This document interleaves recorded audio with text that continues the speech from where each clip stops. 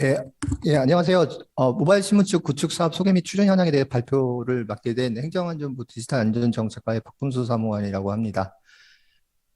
아, 먼저 시작에 앞서서 저는 이 해당 사업에 대해서 현재 한 3년 좀 넘게 이 모바일 신분증 사업을 지금 계속 추진을 담당하고 있고요. 처음 기획부터 계속 참여를 해서 현재 이제 운전면허증까지 완료가 됐고, 내년에 또 다른 주민등록증 구축 사업에 대해서 현재 준비를 하고 있고요. 저희가 이 사업을 추진하게 된 어떤 배경이랑, 그리고 추진 방안이랑, 그리고 필요성, 그리고 전반적으로 저희가 추진하게 되면서 아쉬웠던 점, 뭐 이런 것들까지 전체적으로 설명을 좀 드릴 예정입니다. 일단 모바일 신분증을 추진하게 된 현황 및 배경을 설명드리면은 여러 가지 지난 정부 때 그 디지털 정부 혁신 계획이라든가 디지털 뉴딜 계획을 수립하면서 저희가 느꼈던 게 이제 디지털 전환이 전반적으로 사회 전반적으로 진행이 되고 이제 코비드 19 때문에 비대면 환경이 굉장히 강요가 되었던 상황을 저희는 맞이하게 되었습니다. 근데 그 얘기는 결론적으로 저희가 디지털 서비스를 많은 부분에서 기존에 사람이 제공하던 그런 서비스들이 디지털 환경에서 적용을 해야 되는 사항들이 많이 생겼고요. 그러기 위해서는 결론적으로 서비스의 제공을 위해서는 가장 먼저 시작되는 고객이나 민원의 신원 확인, 그리고 거기에 맞는 서비스 제공, 이런 것들의 필요성이 증대됐다고 볼 수 있습니다. 아까도 말씀드렸듯이 모든 서비스의 시작점은 내가 나임을 증명하는 것부터 시작됩니다. 근데 점점점 디지털 서비스들이 고도화되고 많은 서비스들이 기술적인 발전을 해서 기존에 제공할 수 없던 것들이 심플하게 제공할 수 있게 되었는데, 이면에는 이 중요한 서비스, 민감하고 예민하고 다양한 서비스를 하기 위해서 당사자한테만 제공해야 되는 것들이 사회적으로 약속이 돼야 되는데요. 그 당사자임을 확인하는 방법이 서비스가 중요하게 될 때, 중요도가 높아졌을 때, 이게 그 확인하는 방법이 굉장히 여러 가지가 중복적으로 되고 불편하고 뭐 복잡하고 되게 엄격하게 본인이 확인하는 그런 걸로 좀 초래되던 걸로 제가 이해를 하고요. 또 우리 사회에서 좀 더 뒷장에 좀 설명드리죠. 우리 사회에서 비대면 신원 확인이라는 게 대부분 정보통신망법에서 정의하고 있는 본인 확인 서비스가 현재 대중적으로 사용이 되고 있는데, 본인 확인 서비스가 과연 신뢰성이 높느냐, 이런 의문들이 저희 내부적으로는 좀 제기가 됐어요. 그래서 좀 정리하면은 디지털 서비스가 발전을 했고 더 중요하고 더 예민한 서비스를 제공할 수 있는 기술이 숙성이 됐지만, 고객의 확인, 신원인의 확인, 그 서비스가 제공받을 수 있는 정당한 권리를 갖고 있느냐, 그 사람을 확인하는 방법이 중요하게 됐고, 그런 것들이 혁신적인 방법이 없다 보니까 굉장히 불편하고 여러 절차를 통해서 신원 확인하는 게 되다 보니 결론적으로 접근성이 낮아지고, 그래서 종국적으로는 발전의 걸림돌로 작용됐다. 이렇게 저희가 처음 기획을 할 때 이런 분석 결과가 좀 있었습니다. 우리나라의 좀 현황을 좀 저희가 분석한 저희 팀에서 관점에서 좀 살펴보면은, 플라스틱 신분증을 저희가 일단 정부에서 발급을 해요. 네, 정부에서 이 사람의 뭐 주민등록증 같은 경우 나이가 17세 정도 되면은 찾아오라고 등기 우편을 보내서 이 사람이 주민등록증 발급 나이가 됐으니 발급을 받으라고 얘기를 하고요. 그리고 발급에 대한 신원 확인이 끝나고 그다음에 그 사진이 부착된 주민등록증을 발급하게 되고요. 근데 이렇게 플라스틱 신분증은 활자 형태로 정보가 제공되다 보니까 온라인상에서의 신원 확인은 좀 많이 제약이 됐죠. 그래서 그걸 그런 부분을 해소하기 위해서 온라인 공인인증 사업자의 본인 확인 서비스나 전자서명 서비스들이 늘어나게 됐습니다. 그래서 좀 이것도 저희 팀의 입장에서 봤을 때는 플라스틱 신분증이 활자가 아닌 디지털하게 정보 제공할 수 있는 어떤 개체였다면은, 온라인 본인 확인 서비스 이렇게 이원화될 필요가 있었느냐, 뭐 이런 것들이 좀 이슈 제기가 됐었고요. 이게 또 다른 나라에 비해서 굉장히 좀 특이한 구조죠. 이게 다른 나라에서는 사실 없던, 굉장히 좀 보기 어려운 구조인데, 정부에서 공인된 어떤 특정한 민간 사업자가 신원 확인을 대행을 하고 신원 확인한 거를 갖고 트러스트된 정보를 갖고 있고 고객이나 사용자가 어떤 서드 파티에서 서비스를 사용할 때 그 트러스트된 회사한테 내가 누구임을 증명해줘라고 하면 얘가 보증을 서주는 그런 구조로 현재는 서비스가 제공이 있습니다. 그러니까 대표적으로 본인 확인 서비스가 그렇게 됐다 볼 수 있고 저기 트러스트된 회사는 통신사나 은행들이나 카드사가 될 수 있겠죠. 그래서 저희가 방향을 잡은 건 이런 것들을 어떻게 좀 편리하게 만들면서 높은 신뢰를 제공해왔고 예민하고 높은 수준의 서비스들이 온라인상에서 비대면 상태에서 제공될 수 있냐라고 어, 목표를 잡았고요. 거기 방향은 일단 이원화되는 신원증명 체계나 의사확인 체계를 일원화하겠다. 그러니까 대면에서 플라스틱 신분증이 있고 비대면에서 본인확인 서비스나 전자서명이 있는데 이거를 하나로 합치겠다라는 방향을 일단은 검토를 했고요. 그리고 아시겠지만 어, 정부기관에서 발급하는 신분증은 되게 다양하게 있고요. 뭐 국가신분증법이라는 게 우리나라에서는 없기 때문에 다른 나라에서 뭐 있는 경우도 있지만 우리나라에는 없기 때문에 각자 목적에 따라서 경찰청이나 행안부나 아니면 복지부나 아니면 보훈처나 아니면 외교부에서 각자 목적에 따라서 각자 목적, 각자 근거에 따라서 어떤 신분증들을 발급하고 있는데 그 말은 즉슨 이 사람의 원장, 이 사람의 발급 대장 같은 것들이 각 기관에 있다는 얘기고요. 그러다 보니까 이 각 신분증을 추진하는 주체가 개별 기관, 각각 분산될 수 있는 가능성이 있었습니다. 그래서 저희가 이 부분에 대해서는 하나의 플랫폼에다가 다양한 신분증을 담겠다라고 저희가 목표를 했고요. 이거는 좀 이따가 좀 뒤에서도 다시 설명드리겠지만 하나의 플랫폼에 담겠다는 얘기는 어쩌면은 간단하게 얘기하면은 사용자 입장에서 하나의 앱만 받아서 여러 가지 신분증을 받을 수 있겠다라는 편의성도 보장이 되지만 또 이면에는 항상 이 신분증에서 되게 중요한 역할을 하고 있는 서비스 프로바이더 그러니까 은행이나 기업이나 신원 확인하는 주체들 이 주체들이 여러 가지 앱을 연결하기 위해서 노력을 들이지 않고도 하나의 플랫폼만 연결하면 다양한 신원을 확인할 수 있다라는 것들이 저희가 목표로 한 거고요. 그리고 좀 이따가 더 중요하게 설명하는 저희가 이걸 만들 때 가장 중요하게 봤던 거는 높은 신뢰성의 보장입니다. 저희가 아까 초반에 설명드렸듯이 이 신분증을 만들어서 기술이 발전됐어도 이 사람의 고객 KYC, 그러니까 고객 확인이 어려운 거를 해소하기 위해서는 그 서비스 제공자가 비대면 상태에서도 이 신분증을 사용하면은 신원 확인을 강도 높게 할 수 있는 그런 것들을 제공하기 위해서는 높은 신뢰성이 무엇보다도 되게 높은 가치가 있고요. 그러기 위해서는 높은 신뢰성을 부여하기 위해서는 발급이랑 사용 절차를 어떻게 만드냐가 되게 핵심이었어요. 근데 그 가치 중에 가장 가치 있게 봤던 건 신뢰성이다. 이렇게 볼 수 있고요. 그리고 사회적 우려 등을 감안한 DID 체계로 만들겠다. DID 체계인데 이제 다만 여기 써 있듯이 셀프 소버린의 사상을 반영하겠다라는 게 저희가 처음에 기획을 했던 겁니다. 이 부분은 저희가 저희 팀이 지금 행안부에 있다 보니 행안부에서 전자주민증을 두 차례 시도를 했었어요. 95년 한 번, 2010년 한 번 이렇게 시도를 했었는데 당시에 이제 많은 예산이 들어가는 문제도 있었지만 시민단체나 여러 가지 사회적 우려가 있었던 게 이 전자주민증으로 인해서 전자주민증이 제출됐을 때 중간집중식으로 제공되는 검증 체계는 빅브라더 이슈가 생길 거고, 그리고 정부의 어떤 감시사회 이슈가 있을 수 있다라는 게 당시에 제기됐던 문제였고요. 그래서 저희가 원활하게 모바일 신분증을 이 사회에 안착시키기 위해서는 지금 시민단체에서 제기한 문제도 해소하겠다라는 계획을 잡았습니다. 요거는 좀 구체적이다. 좀 이따가 설명을 좀 드리고요.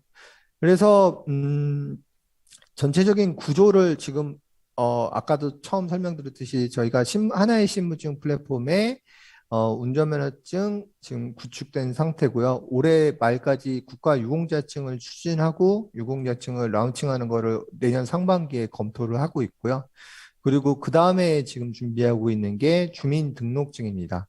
그래서 일단 이 구조는 운전면허증 기준으로 되어 있고요. 이 앱은 중앙에 있는 지금 이 그림에서 중앙에 있는 앱은 다양한 신분증들이 들어갈 수 있다고 생각을 하시면 될 것 같고요. 여기에서 이 인증학회에 계신 분들이 대부분 잘 아시겠지만 이 DID 구조에 대해서는 제가 굳이 설명 안 드려도 어느 정도 다 알고 계실 거라고 생각하는데 제가 여기서 좀 강조드리고 싶은 거는 아래쪽에 있는 블록체인 영역이에요. 정부 영역, 민간 영역 두 가지가 있는데 이 블록체인은 하이브리드 블록체인이다 보니까 쓰기 권한을 갖고 있는 노드가 있고 읽기 권한만 갖고 있는 리드 온리 권한만 갖고 있는 노드가 있습니다. 그 두 그룹이 있고 이 신분증을 발급하는 주체는 정부이다 보니까 정부가 이 쓰기 노드의 권한을 갖고 있고요. 리드 노드는 이 신분증을 정부가 블록을 생성을 해서 신분증을 발급할 때 블록을 생성하고 발급 기록을 그 블록체인에 등록을 하고 민간에서 접근할 수 있는 리드 온리 블록에다가 전달을 해서 각 리드 온리의 블록에 그 민간 영역에서 서비스 신원 확인이 필요한 데에서 접근을 해서 확인을 하겠다라는 게 여기서는 핵심일 것 같아요. 물론 두 번째로 중요한 거는 어, DID 구조에서 핵심일 수 있는 그 신원 정보를 개인 단말기 안에 저장을 하고 그 저장된 단말기 안에만 보관되게 하는 거고 사용할 때도 개인 단말기에서 꺼내 쓴다. 이 구조도 굉장히 중요하지만 제가 강조드리고 싶은 거는 아래쪽 블록체인 노드의 두 그룹인 것 같아요. 이 두 그룹의 구조로 인해서 예를 들어서 이 신원 확인자라고 제가 그림에 써놓은 뱅크가 오른쪽 위에 있는데 은행이 신원 증명을 신원 확인을 하는 과정에서 자기가 접근하는 노드에 가서 이 정보를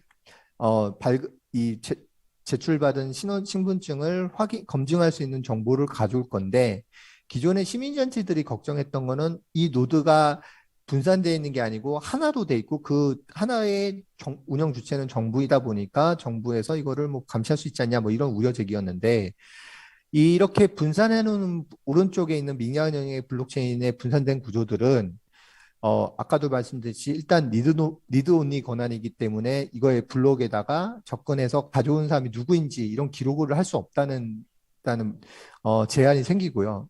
또한 정부에서 설사 그 정보를 앞단에서 수집하게 된다고 해도 정부에서 저 리드 온리 권한에 운영하고 있는 주체한테 정보 요청을 해서 수집을 해야 되기 때문에 이게 뭐 감시사회라는 게 결론적으로 비밀스럽게 아무도 모르게 하면 정부 동의 없이 이렇게 이루어지는 구조가 우려하시는 건데 이거는 어쩔 수 없이 드러낼 수밖에 없는 구조인 게 저희가 노렸던 점입니다. 그래서 저 니드노드는 그래서 저희 지금 입장에서는 니드노드에 오픈된 정책을 갖고 있고 저희가 만든 그 신분증 기록 정보를 그 발급 이력을 블록체인에 담을 건데 저 니드노드들을 각 민간 사업자들이 각각 운영할 수 있게 지금 계속 오픈된 보안 기준을 성립되면 저 니드노드를 가져갈 수 있게 지금 오픈해 놓은 거고요. 신청을 받아서 저희가 위탁 사업을 조폐공사 갖고 있는데 조폐공사의 위탁을 의뢰를 해서 조폐공사는 또 그 저희가 만든 기준에 통과된 사업자들한테 각각 노드를 주고 있는 그런 상황입니다. 그래서 전체적인 이 구조를 통해서 신원인 정보 주체는 정보 주체의 권한을 본인의 신원 정보를 개인 정보 자기 결정권을 온전히 가질 수 있고 어떤 정보가 중앙에 몰리지 않기 때문에 이거에 대해서 누가 어디서 사용되는지 이거를 감시할 수 없고 이런 것들을 저희가 이 구조를 통해서 성립하고자 했습니다. 그래서 실질적으로 뭐 아직은 초반 단계다 보니까 뭐 이게 뭐 확신하게 성공될 수 없다, 성공했다 이렇게 자신하게 말씀드릴 수는 없지만 기본적으로 컨셉을 이렇게 가져가기 때문에 이 정책이 유지되는 이상은 많은 분들이 걱정했던 뭐 그런 문제는 이제 해소될 수 있을 거라고 생각을 하고 있고요. 특징입니다. 이제 아까도 말씀드렸듯이 모바일 신분증을 추진할 때 저희가 가장 프라이어티를 높게 봤던 건 신뢰성입니다. 근데 신뢰성을 과연 어떻게 구현할 거냐에 대해서 저희가 방법론적으로 접근했을 때 ISO EAL 3만을 참조를 했고요. 이 ISO EAL 3만은 인증 매체에 대한 신뢰성을 결정하는 그 방법론적인 게 기준이 나와 있고요. 거기에 따르면은 신뢰성은 결국 인증 매체의 신뢰성은 발급과 사용 과정에서 수준에 따라서 결정된다라고 나와 있고 그렇다면 가장 높은 수준의 발급을 위해서는 대면 신원 확인을 통해서 이 사람을 확인하고 인증 매체를 제공해야 된다 이렇게 돼 있는데요. 그래서 뭐 저희가 이거 했을 때 굉장히 좀 많이 컴플레인 지금도 있는 걸로 저희가 알고 있는데 대면 발급이라는 절차를 어쩔 수 없이 지금 채택을 했어요. 그러니까 신분증이 비대면 상태에서 사용돼야 되고 서비스 제공자가 이 신분증을 믿어야 이 당사자가 쓴다는 걸 믿게 하기 위해서는 대면 발급을 통해서 어 모바일 신분증을 발급할 수 있는 어떤 IC 신분증이라는 걸 제공을 합니다. 이 IC 신분증은 발급받으신 분들은 아시겠지만 기존 운전면허증에, 그러니까 운전면허증, 유공자증, 주민등록증에 IC칩이 내장되어 있고 그 IC칩 내에는 어떤 개인정보가 들어가 있는 게 아니라 IC 신분증을 발급받을 때 등록한 비밀번호에 대한 개인키 정도가 들어가 있고요. 이 비밀번호를 네 자리를 입력하고 교부를 받게 됩니다. 그 교부 과정에서 신원 확인이 일어나고요. 정부기관의 신원 확인이 일어나고 두 번째는 어, 이 앱을 설치한 다음에 휴대폰 본인 확인이나 실명 확인이나 닮았기 명의 확인을 하면서 지시 확인을 하고요. 세 번째는 이 휴대폰 본인 확인, 실명 확인, 단말기 확인한 다음에 앱에서 IC 신분증에 NFC로 리딩을 해서 이 사람이 이거를 근거리 통신을 해서 소지하고 있는지 그리고 비밀번호를 알고 있는지 지시까지 결합을 해서 소유하고 있는지에 대해서 확인을 하고요. 네, 마지막으로 발급할 때 안면인식이나 면허증, 면허사진이나 그 발급 신청자의 얼굴을 비교하는 솔루션을 써서 확인하는 과정이 있습니다. 이건 결과적으로 지식이랑 생체랑 소유를 확인한다. 이렇게 저희는 의미를 두고 있고요. 그래서 RC 신분증은 이 신분증을 발급하는 증표예요. 어떤 재료라고 할 수 있는 거죠. 그러니까 이 IC 신분증을 발급받을 때 신원 확인하고 비밀번호를 입력해서 컨트롤할 수 있다. 이 정도를 확인해서 이거를 갖고 있는 사람이 이걸 발급받을 수 있게 이렇게 설계했습니다. 사용 절차입니다. 사용 절차는 앱 설치 과정에서 등록한 비밀번호 6자리가 기본이고요. 이제 실내에 있는 이거를 저희가 그 레벨 두 개로 나눴어요. 아까 그 세 번째에 나와 있듯이 레벨 1과 레벨 2가 나와 있는데 하나는 어 예를 들어서 저희가 편의점에서 담배를 살 때 대면에서 확인하는 거니까 복잡한 인증 절차 없이 그냥 앱을 실행할 수 있는 권한 정도, 그러니까 생체 인증 비밀번호 정도 넣으면은 바로 신분증이 나오게 해서 거기에 대해서 신분증을 제시할 수 있게 만들었고 비대면 상태에서 신원 확인이 높은 수준의 신원 확인이 필요하다. 예를 들어서 은행에서 제가 비대면 금융거래를 하겠다라고 하면은 은행권 같은 경우에는 높은 수준의 신원 확인이 필요하기 때문에 비밀번호를 입력하면서 얼굴과 안면 면허증의 사진 얼굴 비교를 하는 그런 절차가 있습니다. 그래서 이 두 가지 레벨을 결정하는 거는 결론적으로 신원 확인자, 서비스 프로바이더가 우리는 고객 편의성보다 높은 수준의 신원 확인이 필요하겠어 하면 레벨 2를 결정하고 우리는 간단한 서비스를 제공하는 거니까 레벨 1으로 하겠어 이렇게 결정해서 제공하는 거고요.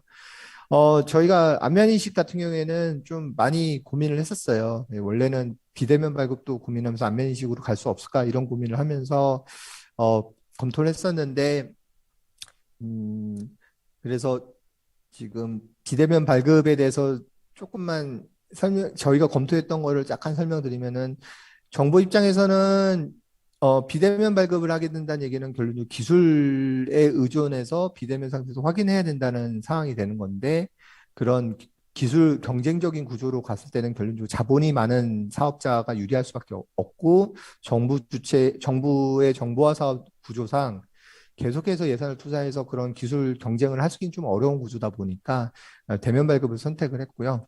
그래도 사용할 때 안면인식을 썼던 거는 어떤 서비스 프로바이더가 안심을 할 수 있고 믿을 수 있게 하고자 하는 저희가 만든 방법이고요.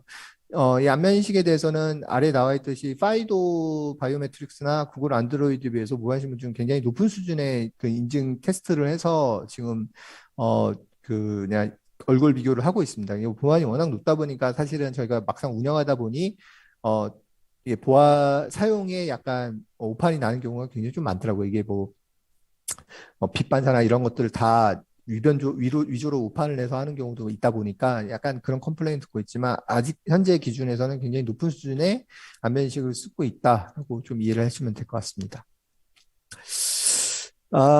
경험입니다. 이게 저희가 정부 이게 막상 이 모바일 신분증을 저희가 지금 모바일 처음에 신분증을 저희 팀에다가서 기획을 해서 준비하라고 저희가 타스크들을 받았을 때, 어, 모바일 공무원증을 시작을 해서 파일럿 프로젝트를 끝냈고, 그 다음에 운전면허증을 들어갔어요. 이 구조는 동일하고요.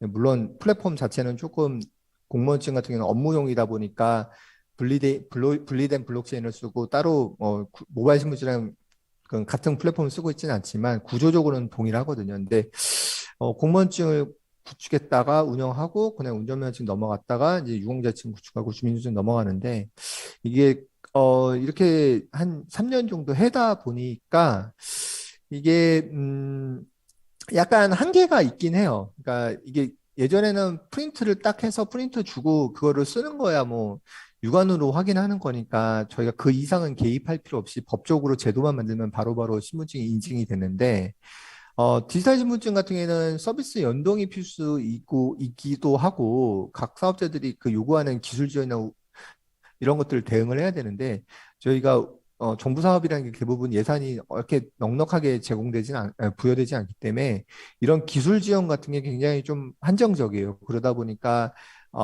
좀 이런 부분에서 굉장히 어려움을 많이 겪었습니다. 계속 지속적으로 지금 은행권 같은 경우에는 지금 그 1금융권 같은 경우는 도입이 완료됐고 카드사, 증권사, 보험사 같은 경우는 지금 내년 말까지 뭐 완료할 예정으로 지금 계속 협의하고 있는데 그 많은 회사들이 요구하는 기술 지원들을 저희가 다 제공하지 못하는 그런 좀 어려움이 있다는 부분이 저희가 경험한 부분이고요. 그리고 두 번째로 모바일 기반의 서비스의 불확실성입니다. 잘 아시겠지만 이제 모바일의 OS 대표적인 OS가 결국 iOS와 안드로이드인데 이것들이 계속 지속적으로 보안 정책이나 기술 정책 자체가 변화가 되다 보니까 거기에 대해서 즉각 대응을 해야 되지만 사실은 정부는 이제 예산을 확보하고, 그 다음에 올해 예산을 확보하면 내년에 사업을 하고, 내년에 사업을 완료하고, 내후년에 서비스 제공하다 보니 그 텀이 굉장히 길어요. 그래서 즉각적인 반응이 굉장히 어려운 부분이 좀 저희가, 경험했던 부분이고요. 두 번째로, 모바일 기반의 데이터를 넣어놓고 모바일 기반에서 쓰다 보니까 굉장히 그 모바일의 데이터 보관 방식이 굉장히 중요한 서비스가 됐어요. 근데 이거에 대해서 기존에 대부분 이런 서비스를 제공하기 위해서 보통은 모바일에 키스토어 키체인을 사용을 해갖고 데이터 보관 방식을 제공을 하는데 저희가 생각했을 때는 좀 더 키스토어 키체인도 계속적으로 대중적으로 사용하다 보니까 보안적인 허점이 계속 드러나는 게 있거든요. 근데 이 키스토어 키체인보다 좀 더 한 단계 더 좀 더 높은 수준의 어떤 키 보관 방식이나 모바일 내에서 데이터 보관 방식이 저희는 필요한데 이런 것들을 하기 위해서는 퍼스트 파티들이랑 협조가 좀 굉장히 좀 많이 필요하더라라는 걸 느꼈습니다. 이거는 조금 뭐 예를 들어서 현대자동차나 그 뭐 GM이나 이런 요즘 많이 나오는 스마트 키를 만들고 싶어 하는 자동차 회사들도 이런 그 필요성을 느끼고 있어서 뭐 정부랑 다르게 별도로 이런 회사들이랑 별도로 컨택을 해서 이런 것들에 대해서 요구를 하고 기술 협의를 하고 뭐 이런 걸 하고 있는 걸로 알고 있어요. 근데 그것들은 아무래도 비용을 지불하고 계약 관계에서 그런 것들이 하지만 정부 같은 경우에는 공공 서비스니까 그런 것들이 조금 어려운 부분이 저희가 느꼈던 부분입니다. 세 번째로 높은 신뢰성을 바탕으로 한 디지털 생태계 조성 및 보더리스 아이디입니다. 이게 아까도 말씀드렸듯이 저희가 대면 발급을 하는 과정에서 당연히 저희도 바보가 아닌 이상 제가 모바일에 제 휴대폰에 앱을 설치하는데 어디에 찾아가야 된다. 이거는 저희가 이제까지도 경험해 보지 못했고 이제까지도 그런 것들을 굉장히 불편한 과정이죠. 근데 이게 아까도 발표 과정에 설명드렸지만 저희 입장에서 꼭 필요한 절차다 보니까 도입을 했는데 일반적인 사용자 입장에서는 그 과정이 굉장히 큰 허들이 돼서 이런 것들을 굉장히 저희가 아직까지는 조금 뚫고 가기 어려운 부분이라고 느끼고 있고요.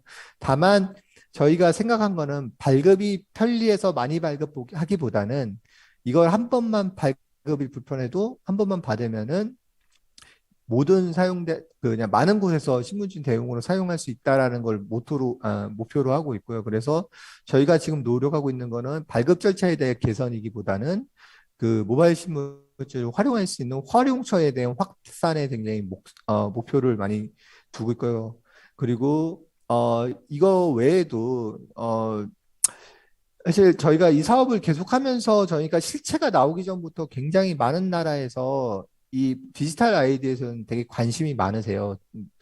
뭐 굉장히 좀 경제 발전이 덜 된 국가부터 시작해서 경제 발전이 많이 된 국가에서도 이 디지털 신분증에 대해서 우리 사례를 좀 어떻게 지금 진행되고 있는지 궁금해 하시고, 두 번째로 만든 신분증에 대해서 같이 연동하는 것들에 대해서 굉장히 협상을 많이 걸어오세요. 근데 이게 어 조금 저희 팀이 굉장히 그렇게 많은 팀은 아니다 보니까 좀 아쉬웠던 거는, 그분들은 어떤 굉장히 큰 조직적으로 이걸 접근을 해서 이 보더리스 아이디라는 게 결론적으로 EU에서 EIDAS를 만들어서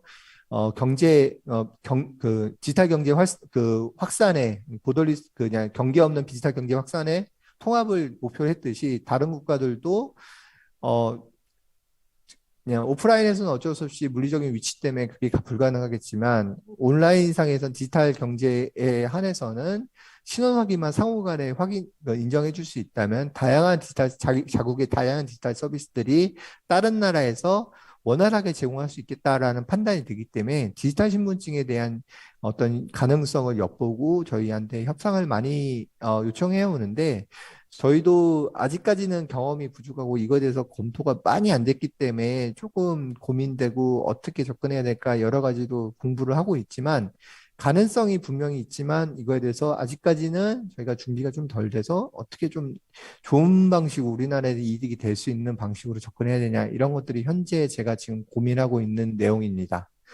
예, 발표는 여기까지겠습니다. 감사합니다.